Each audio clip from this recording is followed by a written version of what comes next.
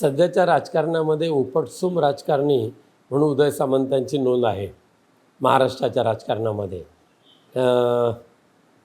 राजसाहेब आणि उद्धवसाहेब यांनी एकत्र यावं ही अख्ख्या महाराष्ट्रातल्या सर्वसामान्य मराठी माणसांची इच्छा आहे हे मागच्या 2 दिवसात दिसून आलं.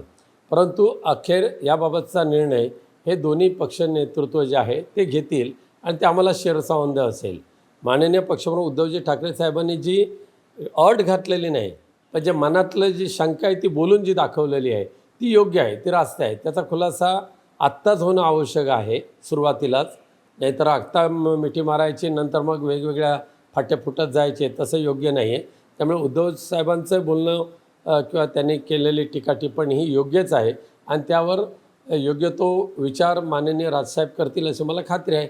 पण महाराष्ट्राच्या हितासाठी, महाराष्ट्र द्वेष्ट्यांच्या विरोधात लढण्यासाठी आज सर्वांनी एकत्र येण्याची आवश्यकता आहे आणि एकत्र येणाऱ्यांचं खंबीर नेतृत्व आज तरी पक्षप्रमुख उद्धवजी ठाकरे साहेब करतायत.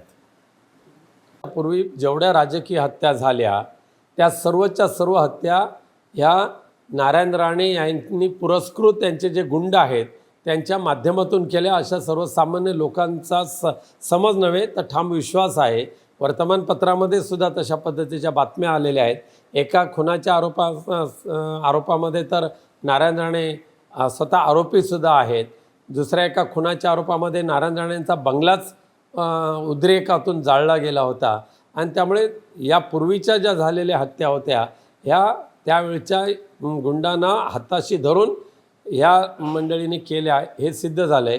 दुर्दैवाने आता पुनश्च एकदा राणे कुटुंबियांच्या हातात सत्ता गेल्यानंतर सिद्धिविनायक बिडवलकर असेल, सावडावचे सावंत असतील, हे आता सुरुवात झालेली आहे त्यांच्या दहशतीची, दादागिरीची आणि हत्येची.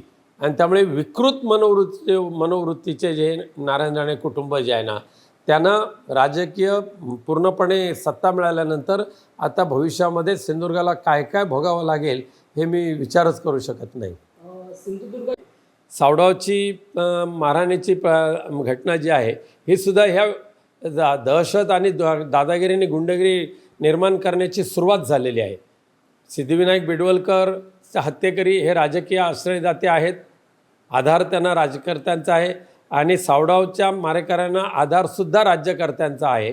त्यामुळे राज्यकर्ते सध्याच्या सिंधुदुर्ग जिल्ह्यातल्या राज्यकर्त्यांच्या माध्यमातून पुरस्कृत ही दादागिरी झालेली आहे. त्याचा बिमोड करण्याचं काम माननीय मुख्यमंत्री देवेंद्र फडणवीसांचं आहे. ते काय करतात ते बघूया. एक प्रश्न आहे, उद्धव ठाकरे मुख्यमंत्री होते त्यावेळेला ह्या 9 हत्यांचा त्यांनी तपास का केला नाही असं निलेश राणेंनी म्हटलं. बघा, कोणावर व्यक्तिद्वेष ठेवून माननीय पक्षप्रमुख उद्धवजी ठाकरेंनी मुख्यमंत्रीपदाचा दुरुपयोग केलेला नाही. नाहीतर त्यावेळेला हात घातला असतं तर हे सगळे आता आर्थर रोड नाही तर तळोजाच्या तुरुंगात गेले असते. देश विदेशातील प्रत्येक घडामोडींचे लाईव्ह अपडेट मिळवण्यासाठी आता साम टीव्हीच्या सर्व सोशल मीडिया प्लॅटफॉर्मला लाईक, फॉलो आणि सबस्क्राईब करा.